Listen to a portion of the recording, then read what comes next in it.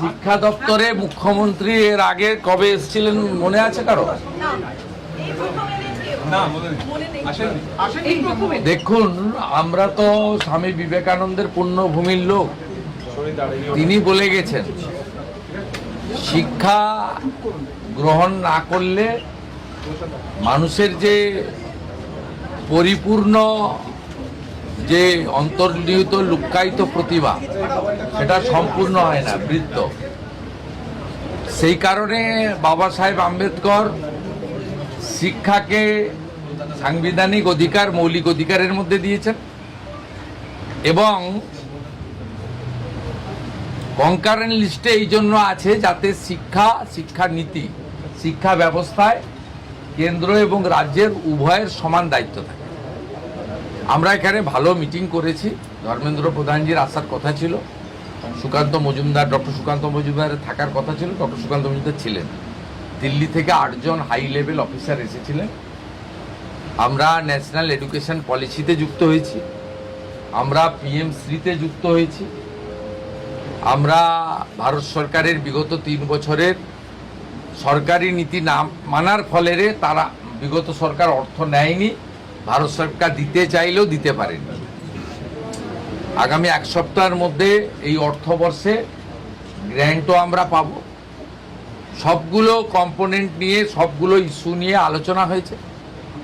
Primary, upper primary, high school, college, university, বিদ্যার্থী অর্থাৎ ছাত্রছাত্রীদের কিভাবে আধুনিক শিক্ষা দেওয়া যায়, বেসরকারি শিক্ষা ব্যবস্থার উপর যাতে নির্ভরশীল না হয়, কি করে ছাত্র শিক্ষক শিক্ষিকার রেশিও ঠিক রাখা যায়, কি করে শিক্ষক অধ্যাপক নিয়োগকে রাজনীতিমুক্ত করে অত্যন্ত পরিচ্ছন্নতার সঙ্গে মেধার ভিত্তিতে নিয়োগ করা যায়, বিশেষ করে বিদ্যা মন্দিরগুলোকে কি করে আধুনিক মানের করা যায়, সব পয়েন্ট নিয়ে ইন ডিটেলসে আলোচনা হয়েছে। ইমিডিয়েট যেটা বিদ্যালয়গুলো পাবে, অর্থাৎ প্রাইমারি, আপার প্রাইমারি, হাই স্কুলের ক্ষেত্রে কম্পোজিট গ্র্যান্ট, যেটা 3 বছর ধরে তারা পায়নি আগের সরকারের ভুল নীতির জন্য, আমরা 81,000 বিদ্যালয়ে টার্গেট নিয়েছি।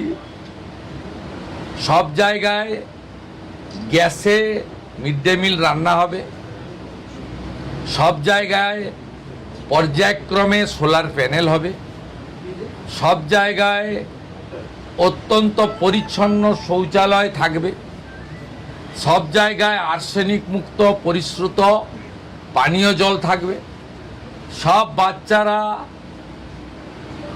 ভালো খাওয়া মানে প্লেটে, থালাতে, ইউটেন্সিলে খাওয়া দাওয়া করবে, পরিচ্ছন্ন একটা হাইজেনিক পরিবেশ তৈরি হবে। এবং রাঢ়বঙ্গ দিয়ে শুরু হচ্ছে, বীরভূম, বর্ধমান, বাঁকুড়া, পুরুলিয়া, ঝাড়গ্রাম থেকে যে বিদ্যালয়গুলোতে এখনো ফ্যান লাগানো হয়নি, গরমে বাচ্চারা কষ্ট পান, সেই ফ্যান লাগানো। আমি সাজেস্ট করেছি বালিকা বিদ্যালয়গুলিতে এবং ছাত্রছাত্রী অর্থাৎ কোয়েড স্কুল কলেজগুলিতে আমাদের ছাত্রীদের, বালিকাদের, কন্যাদের, বোনেদের জন্য sanitary vending machine, napkin machine, সেটা চালু করার ব্যবস্থা, অ্যাকোয়া গার্ড দেওয়ার ব্যবস্থা, একটা সুন্দর পরিবেশ তৈরি করা।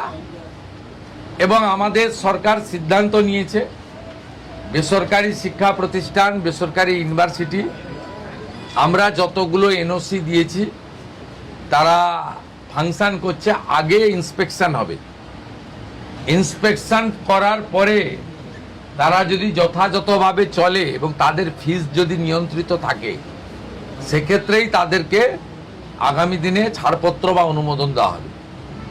শিক্ষাকে আমরা পণ্য করতে দেব না।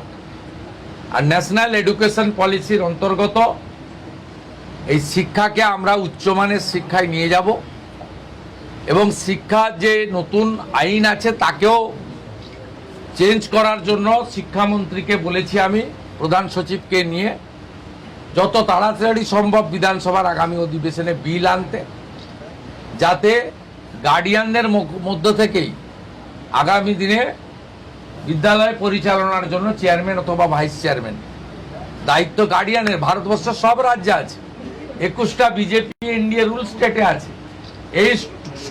এই রাজ্যে এগুলো করেনি। বলতে গেলে অনেক সময় লাগবে। খুব ভালো ডিসকাশন হয়েছে, আর অনেকে সোশ্যাল মিডিয়াতে খুব কবে রিক্রুটমেন্ট কবে কি এসব নিয়ে বলছেন।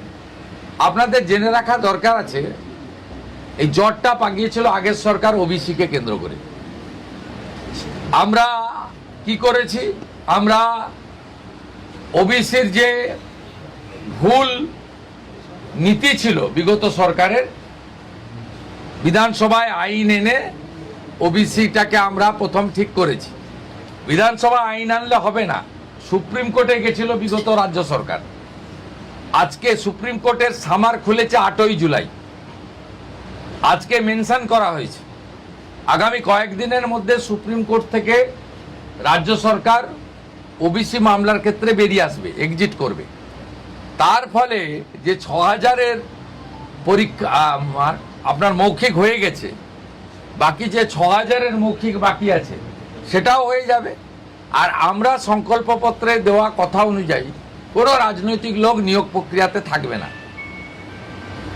দূষণ নারিয়ালার মতো চিফ সেক্রেটারি র্যাঙ্কের অফিসারকে আমরা প্রশাসক করেছি, চেয়ারম্যান করেছি। আপনারা শুনলে খুশি হবেন, তিনি আজকে 4 জন নিয়ে নিয়েছেন।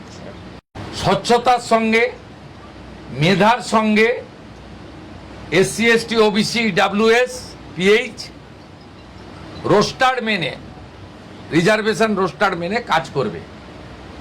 এবং 1 আগস্ট থেকে প্রাথমিক স্তরে 6 টাকা 78-এর বদলে 10 টাকা মিড ডে মিল হচ্ছে।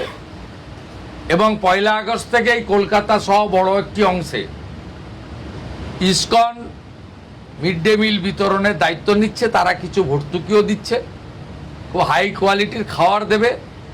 আপনারা আরও কয়েকদিন ডিম আর ইসকন নিয়ে আলোচনা করতে থাকুন, বাকিটা 1 আগস্ট আমি আপনাদের বলবো।